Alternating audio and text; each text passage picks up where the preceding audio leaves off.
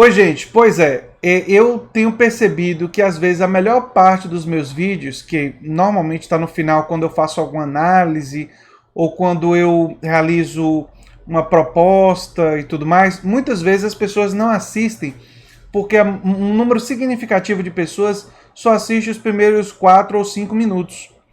E eu vou explicar para vocês nesse vídeo e também colocar um trecho de um vídeo que eu acho que ficou muito bom esse trecho, que veio no final de um vídeo, né?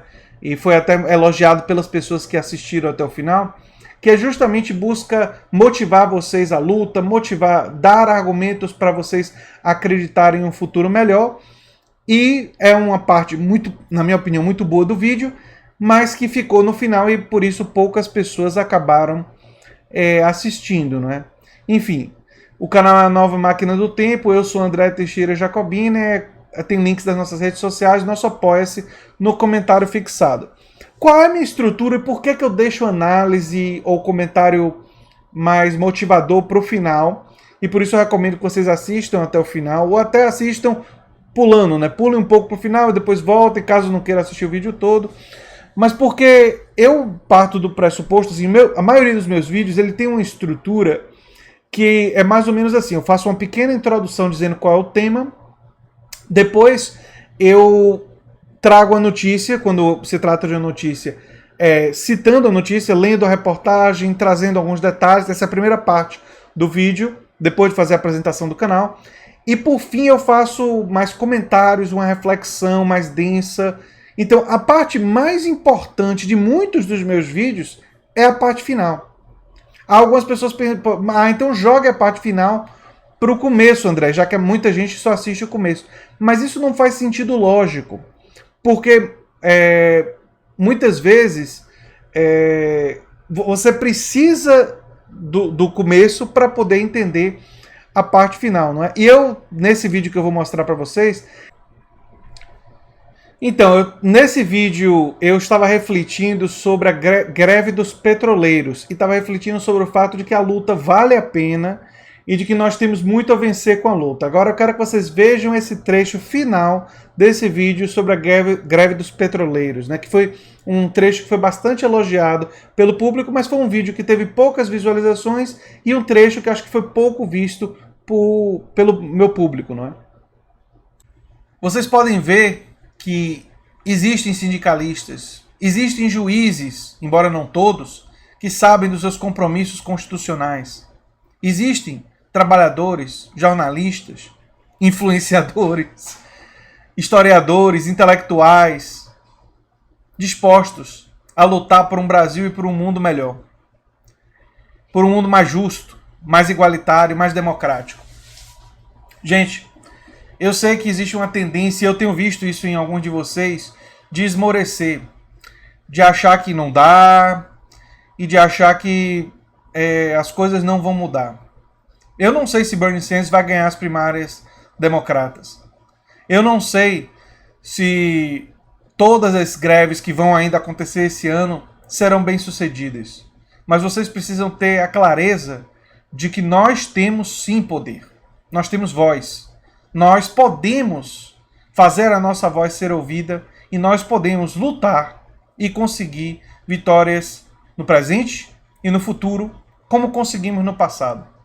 É importante lembrar que a Constituição Federal foi resultado, e as conquistas que existem nela, como o direito à greve, foram conquistadas com muita luta, com muita dificuldade. Se querem um exemplo recente, podemos falar das diretas já, mas a luta pela democracia no Brasil em muito antecede aquele momento histórico dos anos 80. A conquista que está presente em nossa Constituição, garantindo direitos sociais como direito à saúde, direito à educação, são conquistas gigantescas que não foram implementadas na medida que nós gostaríamos.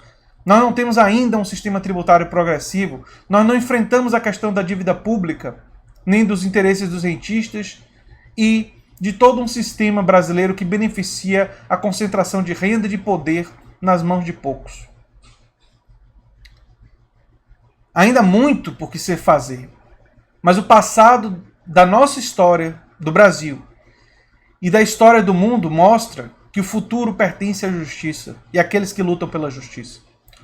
Como disse Martin Luther King, o arco da história dobra em direção à justiça. Por isso, gente, acreditem, existiram pessoas no passado que disseram que um mundo sem escravidão não era possível, e eles foram derrotados. Existiram no passado pessoas que diziam que salário mínimo era impossível, e eles foram derrotados.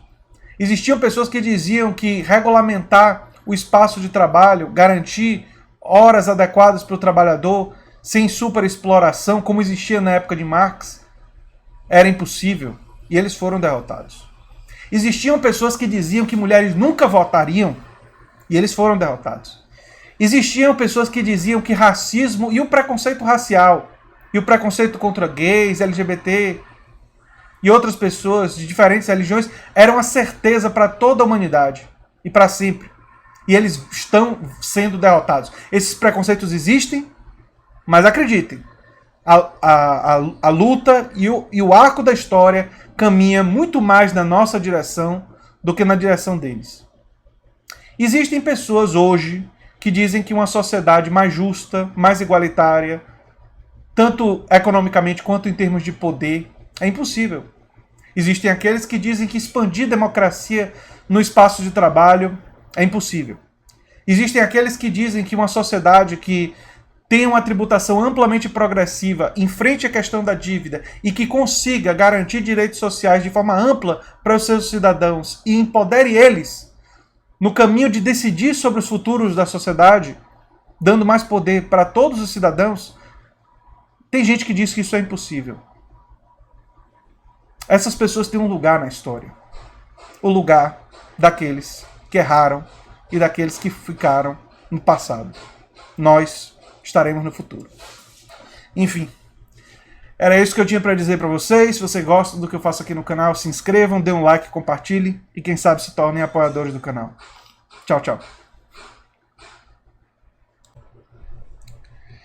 Então, imagino que muitos de vocês talvez comecem a rever vídeos antigos e pular para os 5 minutos finais para poder verificar o que foi que eu falei nesses minutos finais, né? Mas muitas vezes eu deixo justamente a análise, a reflexão, aquilo que busca motivar, e até mesmo análise sobre algo, eu deixo para o final. Isso daí tem a ver com a minha própria formação.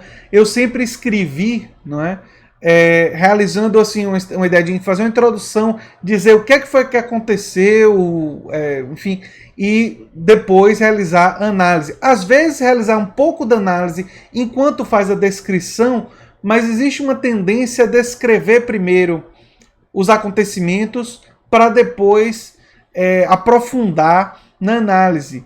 Isso é uma coisa mais esquemática mesmo, tem a ver com estilo meu, e isso torna que os vídeos têm na sua parte final a maior parte da análise, a maior parte desse aspecto mais analítico, não é?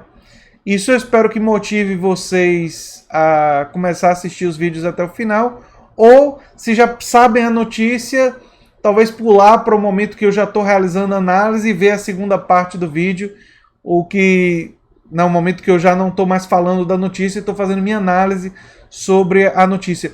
Porque eu sinto a necessidade, eu vejo jornais e jornalistas fazendo isso, de situar o espectador, ou seja, para a pessoa entender sobre o que eu estou falando. Porque se eu partir direto para análise sem primeiro situar a pessoa fica meio voando, né? O que o André está analisando aí?